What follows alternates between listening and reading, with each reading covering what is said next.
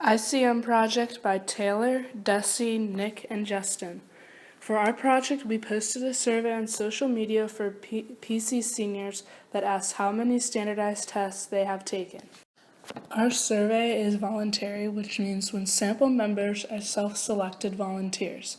Our sampling technique is voluntary because we put out our survey on Twitter, where our selected population could fill it out at any time. Okay, so this is our collected data. The first two columns are the first one is the ACT and the second one is the SAT. The last column is the combined response from each. The measures of central tendency: mean, meaning, mode.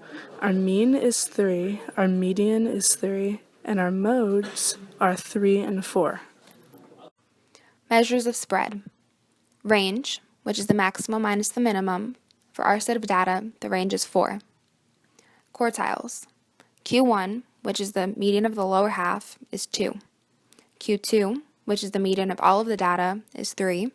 And Q3, which is the median of the upper half, is 4. IQR. This is Q3 minus Q1. The middle 50% of the data lies here. For our data, this is 2. Variance. This is the average squared deviation from the mean of a set of data. For our data, our variance was 1.096. In order to find the variance, because the data was so large, we started off by taking each of the 5 responses, 1, 2, 3, 4, and 5, and subtracting the mean from that. Our mean was 3. That answer we squared, and then that answer we multiplied by the number of times that response was given. After doing that for each response, we then added all of those numbers together and divided by the number of responses we got in total, which was 104. Finally, this gave us our variance of 1.096. When we did our survey, we had to get the standard deviation.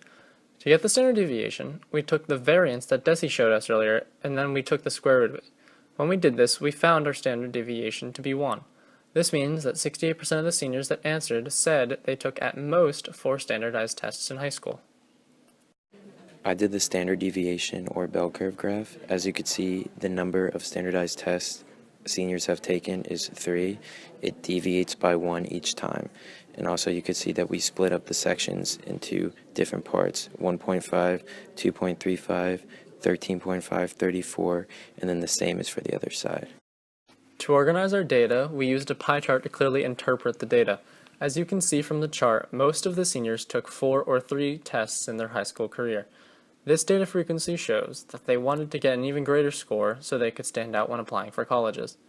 What's even more noticeable is that 25% of our data says that they only took 2 tests, 1 ACT and 1 SAT. One can assume from this data that 25% of our participants were pleased with their scores the first time around. The end.